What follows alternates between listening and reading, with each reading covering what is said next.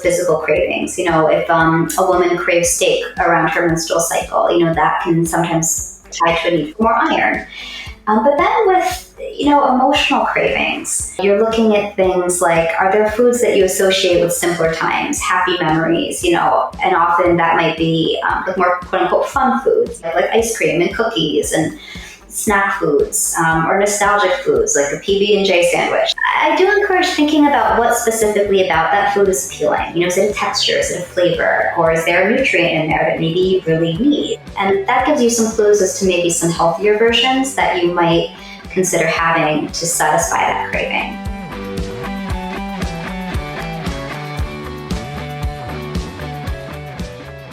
Jessica Cording is a registered dietitian, a health coach, and author with a passion for helping people simplify their wellness routine and build a sustainable, healthy habits. She's the author of an incredibly moving book titled The Farewell Tour, a caregiver's guide to stress management, sane nutrition, and better sleep. Jess, welcome back. Yeah, it's so nice to be here, Jason.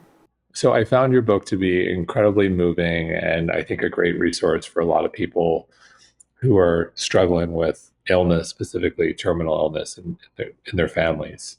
So let's start there with the story of your dad. Yeah, well, my dad he's a stubborn Greek Italian man, was 5'5" at his tallest, but just one of these people who was just larger than life. He grew up working class on Long Island, and, he actually, his folks worked like multiple jobs, but they, showed dogs on the weekends. It was like their weird side hobby. So he kind of grew up taking care of animals and thought maybe he'd become a veterinarian. But he, went to college and realized very quickly vet school was not for him and found his way into the communications field. He loved sports. He was even scouted for minor league baseball, but was too short to actually play. But he found his way, he thought he'd do sports journalism, but he found his way to music. And my parents actually met when my mom was a program director at her college radio station, and my dad was working at Polydor Records at the time and on the promotion side. And they, developed a friendship professionally. And I tell the story in the book. They finally met in person at a press junket for a band, the Jam, and it was kind of, that was kind of where that started. And it was working on this book was very interesting for me as a, because I knew him as my father, and he was just very loving and open and warm. Definitely had a fiery side. He was a Libra, but I would not be surprised to learn he had like Sag rising or something. But to learn about who he was professionally was, we could get into that, later. But, just in the music business where he did promotion work, his friends, colleagues, when I interviewed them for this, there are parts of the book that are more like story, say, more personal as opposed to just how to. And they all just, spoke about how much he loved the music, not just the business. And, he really went to bat for his artists and was very personable and creative and caring in that realm too. And just, they shared some really, really great stories with me that there was not room for in the book. But yeah, my father was not one for self-care, I'll say. The music industry is really tough on the artists. It's tough on the industry people. And, that lifestyle, that wear and tear, I definitely saw the toll that it took on him growing up. My father was not into drugs and alcohol. Everyone I spoke to, it was so interesting. They all said the same thing, like, yeah, your dad, not into that stuff. But still the long hours, the crummy food, all the different things that come with being on the road a lot. It was tough. So the book really starts, my father was diagnosed with advanced pancreatic cancer when he was 61 years old. And, with a lot of these gastrointestinal cancers, by the time they're found, they're very sneaky cancers, and they tend to, like often happens, it had metastasized to just wherever it wanted.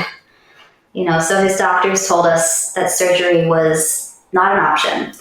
They had some trial drugs, chemotherapy to offer, but it was, they were really straight with us. They said, to date, no one has survived this, which is an interesting thing to say, because usually we'll talk about survival rates in terms of, 5-year periods.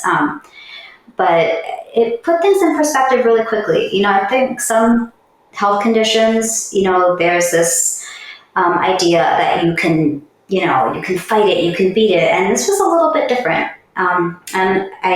It really highlighted the importance of quality of life and being together. And as I shared in the book, it really caused my mother, my sister, and I to just really throw our lives upside down to take care of him.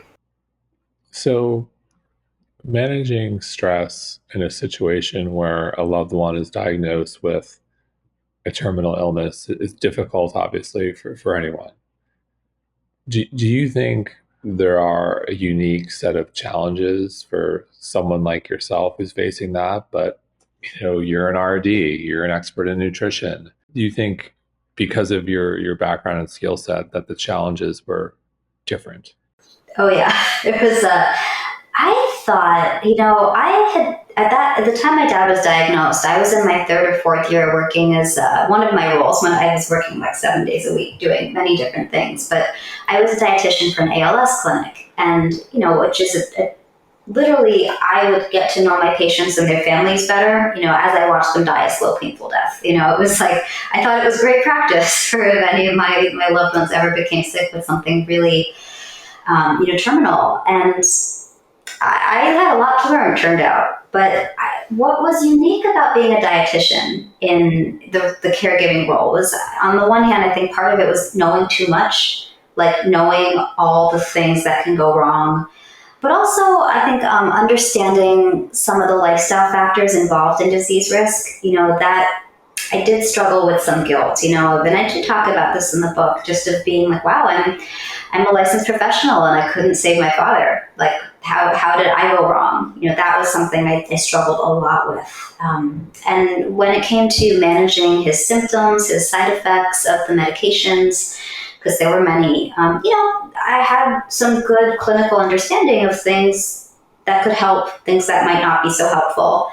And every person is different, when they are in the patient role. And some, in the cancer world, you have a lot of people sign up for like the lifestyle change, right? Like they change their diet, they, change their daily habits. And my dad was not about that. He just, and I had to learn to take a step back and to really let him know that I was there to meet him where he wanted to be met, but that, I needed to let him lead. And that letting go was really, that was very, it took some learning. There's a learning curve.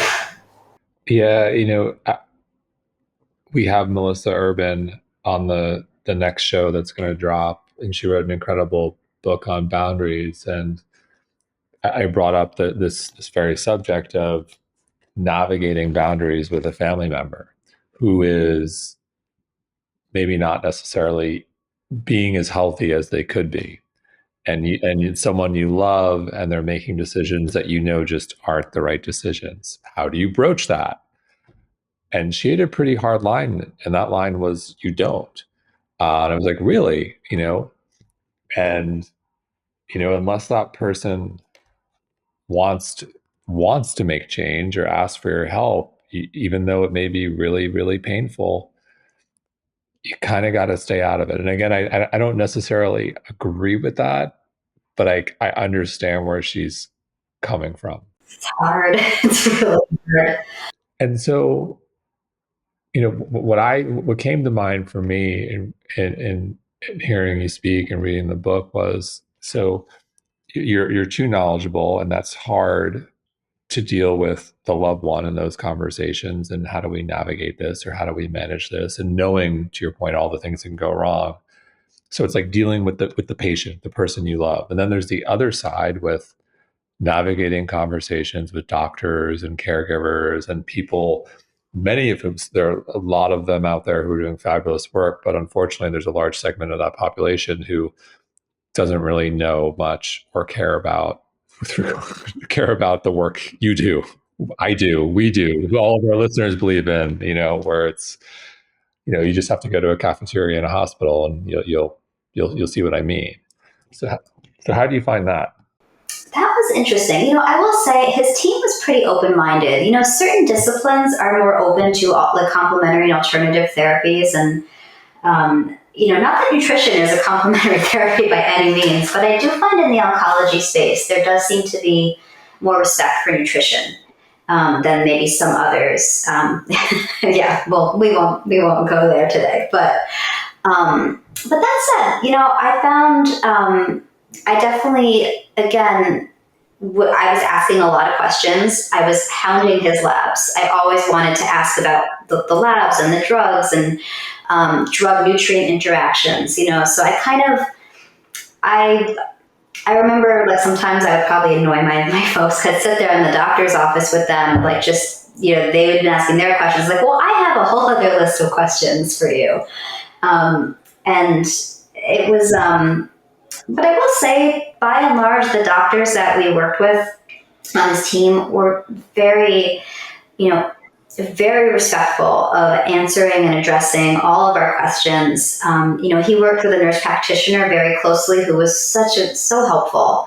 And I did feel like in that way, I didn't struggle. I didn't butt heads with the doctors very much, which was really good. But honestly, I think once they recommended medical marijuana for him, I think that actually simplified a lot of things for all of us. So, that was an interesting experience to go through that with my family.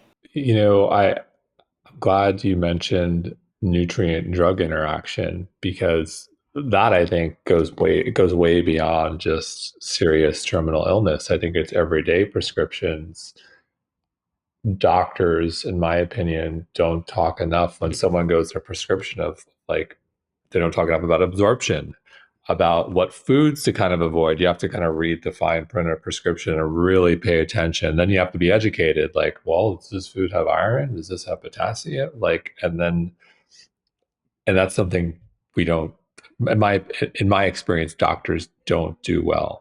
Oh yeah, I see that all the time. Like I have so many patients who are taking medications where there are significant drug nutrient interactions or drug food interactions, and it's like, wow. I was thank God for the masks that I still have to wear in appointments sometimes, because it's like it helps me hide the shock like of my dad walking behind the mask sometimes.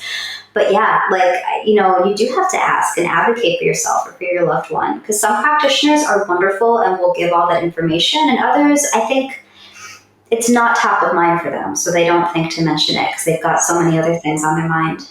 In this process, you detail the stress that you experienced, and you write about this in the book, and I completely agree with this, is that stress manifests itself differently in different ways. For me, I believe that stress finds its weak spots in my body when I'm stressed in different periods. How did you view stress, and how did it manifest itself for you? Yeah, well, ironically, stress reduction has been a part of what I do for my patients and clients like since the beginning, and it was like I was aware that caregiver burnout was a thing, but it manifested in ways that felt out of my control. Like talk about weak spots. I've been a lifelong sufferer of insomnia, and as I've gotten older, I've understood the etiology of it for myself. I've been able to manage it better. But man, I struggled so much with insomnia. Like I think my dad's illness, it lasted, our farewell tour experience lasted for 15 months. And throughout that entire time, I don't think I was able to sleep with the lights off. Like it was every time I would turn over to like turn the lamp off, my brain would light up like a Christmas tree. And so I just slept with the lights on the entire time. When you're not sleeping well, you experience changes in immune system function, cognitive function. You're not thinking clearly. I know I ended up with a really bad, for my sister's wedding, I ended up with an infection from a manicure that got so bad. I had to get a fingernail removed. I was on like 4 rounds of antibiotics after having not had any for 7 years, probably. My gut health was destroyed.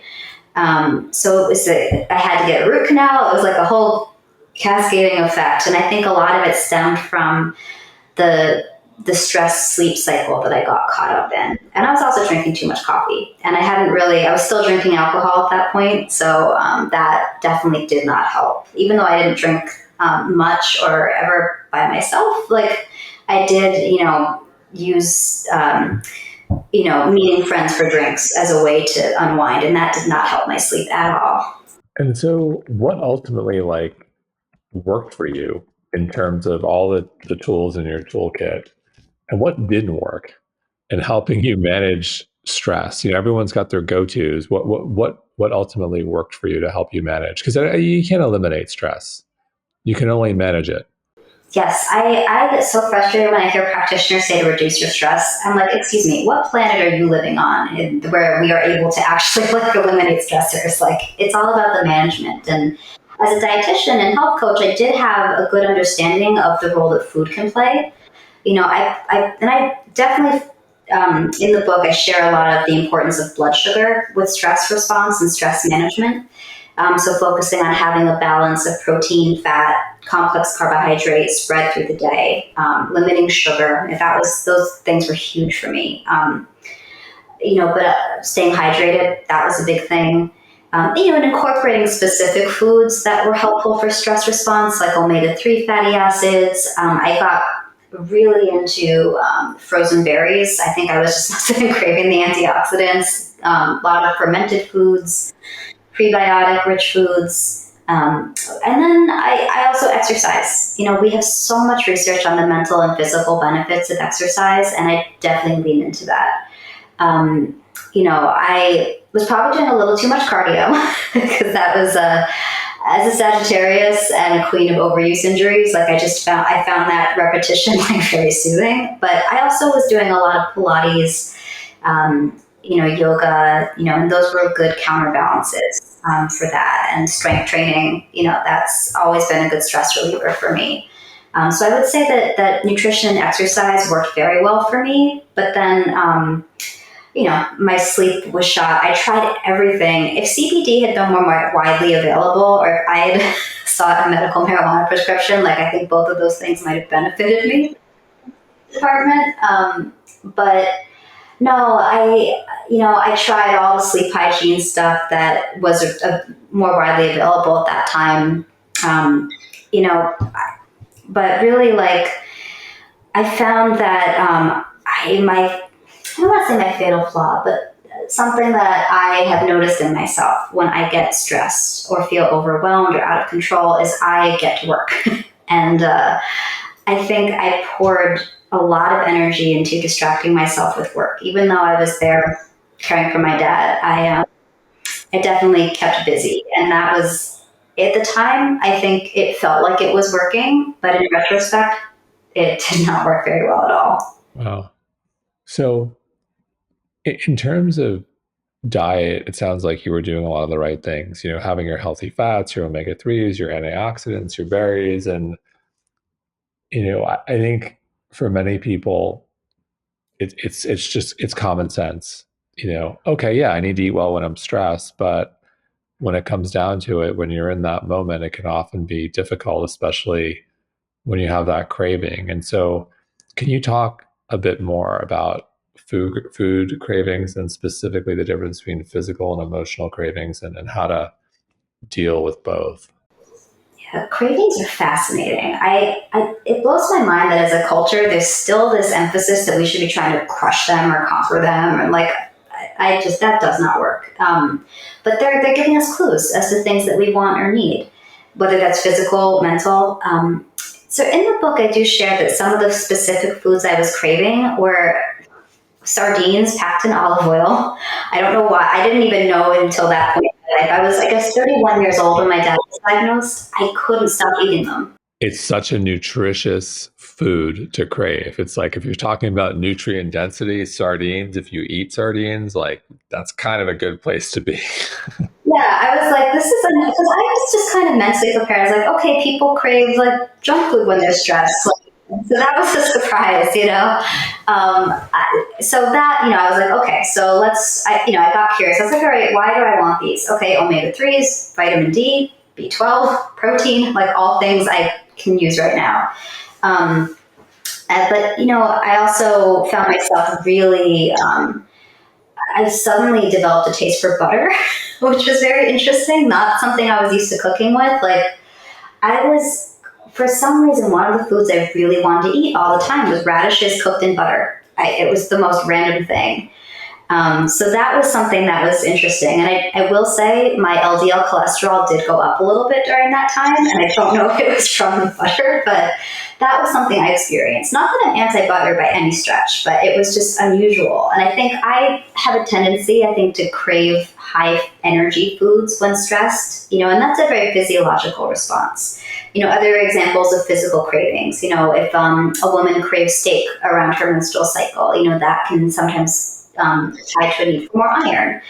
But then with, emotional cravings, you're looking at things like, are there foods that you associate with simpler times, happy memories, and often that might be like more quote unquote fun foods, like ice cream and cookies and snack foods, or nostalgic foods like a PB&J sandwich. Like, a lot of people crave things, again, nothing wrong with PB&J, but, craving things that we have more emotions tied to, or with carb cravings though, carbohydrate plays a role in the way that our body produces and utilizes serotonin and other nutrients that impact our mood. And I've had the conversation with patients so many times when they notice they're craving carbs. We talk about, okay, how's your mood? What's going on in your life? Do you have a history of seasonal affective disorder or mood disorder, and kind of really unpacking that piece of it too. And sometimes it's hard to tell the difference, right? Like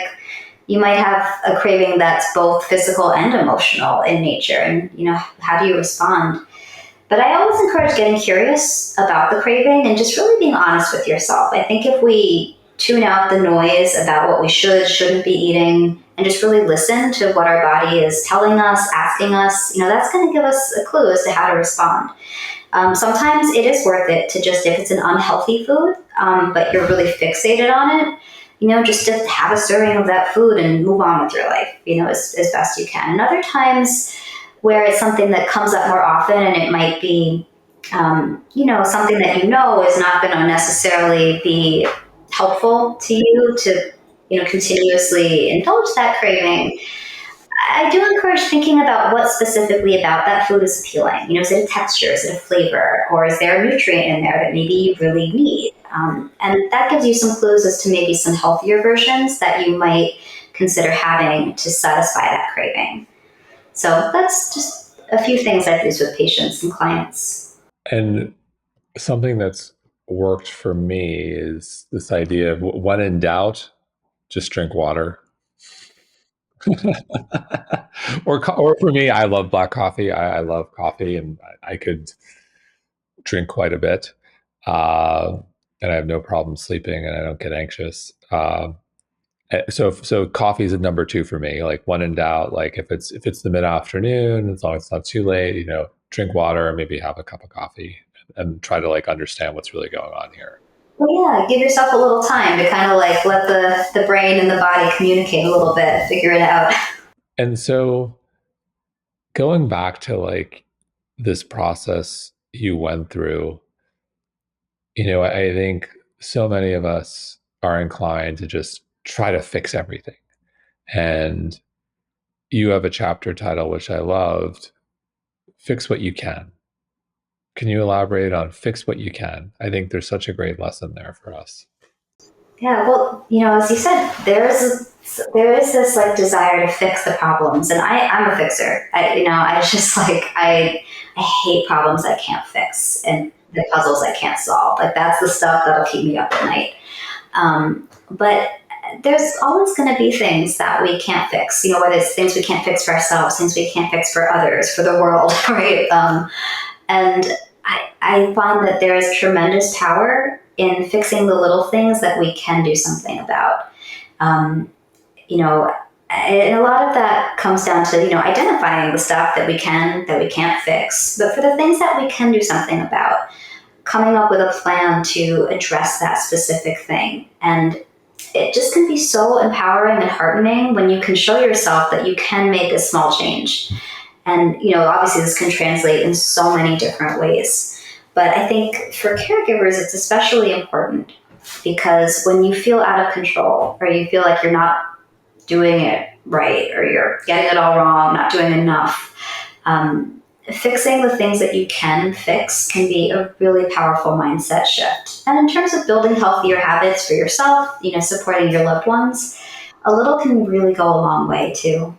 And what have you learned about end of life care? It's an interesting topic. A lot of people aren't excited to talk about it or learn about it, myself included. I'm in that camp. Like I don't. What have you learned about end of life care? Yeah, I mean, it's interesting. Like, I feel like even in the medical field, like we talk about this sometimes. Like, sometimes my colleagues and I will talk about, like, oh, like, what would you want if like this was you? And I remember when I was working in the ALS clinic, like sometimes we would, play the game, like, would you rather have ALS or Parkinson's or Alzheimer's? And we, kind of talk about that stuff. But end of life care, we live in a culture that tries to avoid talking about death. And that's so interesting because death is such a part of life. And I think it looks different for each person. Some of the things I share in the book are things like having conversations with your loved one about what they want, what their desires, their hopes are, their goals. But I do think it's important to let them lead. I think that it's a very personal topic, and it's fraught with so many different emotions. But I do think, and this is, from being a family member side, this is also from being a clinician watching patients' families go through this, that it is important to talk through some of the logistics, as grim as it might be. I know with my parents, they spent some time talking about what to do about different accounts and passwords, and my dad was very specific about social media. Like he said to my mother, he's like, I want you to shut down my Facebook page. I don't want it to be like an effing memorial page. But he wanted her to maintain his Spotify account because that was where he had made all these playlists that, like friends and family could listen to. So the music piece was important to him. But talking about, what you believe, what you think comes next, that can be, for some people, very healing.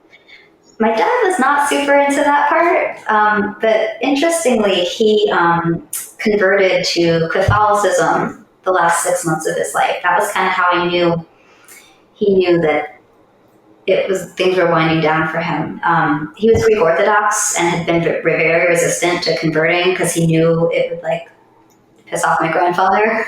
And after my grandfather passed away, maybe a few weeks later, my dad announced he was going to convert to Catholicism, so we would all be the same thing. And I didn't grow up in a very religious family. It was more that my mother wanted us to have a spiritual frame of reference and then make up our own minds, kind of, based off of our own experiences. But it was really interesting to see him go through that. And we teased him at first, but, the day that he passed, we had a Catholic priest at the bedside, and we were all there, and it was not just about the religion. It was really about, sharing the energy and being together. And I think sometimes exploring spirituality can be an important part of the end of life process.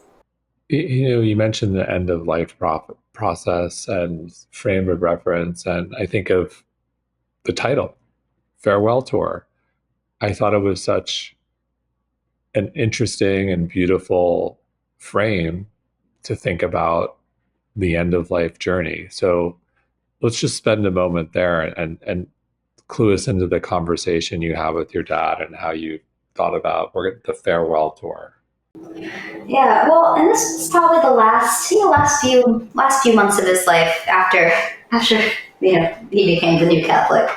I was at his house because I split my time basically from New York and New Jersey, kind of going back and forth and taking shifts with my mom and sister.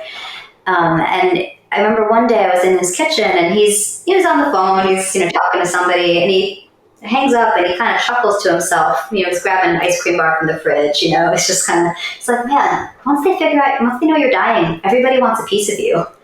So we just started calling it the farewell tour. I don't know, my family has always used gallows humor to cope, and it just became a joke. Like, my dad really wanted to live the rest of his life on his own terms and, maintain the type of social interactions he wanted to maintain, and did not spend his time on stuff he thought he should do. It was kind of a good model, just to kind of, if it's not a yes, it's a hell no kind of thing. That was his attitude. I just thought it was so nice given, his career in the music business and the idea of, the farewell tour. It's on some regards, it's sad. This band is no longer, this is it, but it's also celebratory. And it was just, for me, I was like, it's such a beautiful frame and view when you're nearing end of life. Well, to your point, we like being on tour with a band, like there's a lot of craziness and chaos and organization, but there's just these incredible moments and memories and just really special little spots in time that are, I think knowing it's the farewell tour, it really highlights that even more. And something I so appreciated in the book, I thought was very unique and I found to be fascinating, is you literally conducted all these interviews of personalities in the music industry, and you asked them questions which they probably don't get very often around health challenges of touring, the health challenges, the mental, emotional challenges of being a musician. And you talked to John Mellencamp and Elvis Costello. I was like, wow, this is so interesting. And their answers were fascinating. I'm curious, from your point of view, of all those interviews, what did you find to be the most interesting to you or surprising in terms of the responses? Yeah, that's such a great question, because, it's interesting. When you write a book, your contract says this is how many words you have. And my first draft went over by about 25,000 words. Wow, that's big time over. And I'll be, but a big part of that was, the artists that I spoke with, and these are all, for the most part, I think there's one or two exceptions, people that worked with my dad for decades, knew him so well, had known him longer than I did, and were just very generous with their time and their energy. Like Elvis and Willie Nile, they spent like a couple hours on the phone or on Zoom with me, telling stories and answering my questions and sharing their insights. But there were some really interesting threads that I noticed. To your point, yes, like they all like, oh, like I don't really get asked about this that often. But they were, so for example, I noticed quite a few of the artists I spoke with and industry people, shared that having to come to a place where they gave up drugs and alcohol or stopped drinking, stopped, participating in the lifestyle, and I think I was not surprised to hear that, hear them say, well, it's a job, it's hard work. Like you can't, be partying all night and then, get up early to do press the next day and then do a show. So that was something that I think people who maybe didn't grow up around the industry might be a little surprised by. Or that they don't, when they go to a city, they don't get to see the city, right? They see a venue. But additionally, a question that I didn't really get to, leave in the book. This was one of the things that had to go on the first draft doc to live out its life. I asked them all how their creative process was impacted by being on the road. And interestingly, this is what I was surprised by. I was expecting them to say that there was a negative impact of being on the road on their creativity, and without exception, they all said that actually being on the road really, in a lot of ways, seemed to help their creativity, or that it did not negatively impact it. That was sort of they shared their different strategies with me for like capturing ideas and writing when they're traveling, and that was really That was really unique. That is interesting. I guess it makes sense. You're seeing different places, you're stimulated. I think monotony is probably the enemy of creativity in some ways, but like being exposed visually to new landscapes, experiences, people, like kind of maybe helps. That's my guess. They also all wanted to know what song was playing when my father died. I was very struck by. I hadn't expected to talk about the fact that we were literally blasting music in the ICU the day that he passed away. Literally. And but they all wanted to know what song was playing. And the interesting thing is I can't remember.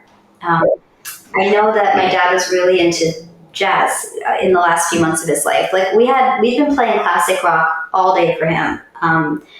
But he had like made a jazz playlist, maybe a few weeks prior, and he had never been into jazz. Like he was always listening to new music, but it was, a track, no words, nothing I recognized, musically. And I remember at the time, being there and just kind of in a weird way being relieved that I didn't recognize the song, because then I felt like, how could I ever hear that song again and not be in that moment? That said, there's other songs from that day that bring me right back. But it was interesting to have those conversations, and everybody wanted to know that. Well, I love in the book how you share a lot of his favorites, and you share a playlist, and we must put in the show notes. We have to put your dad's Spotify in the show notes, because I'm reading his favorites and some of the bands we work with. I'm like, oh, great taste in music.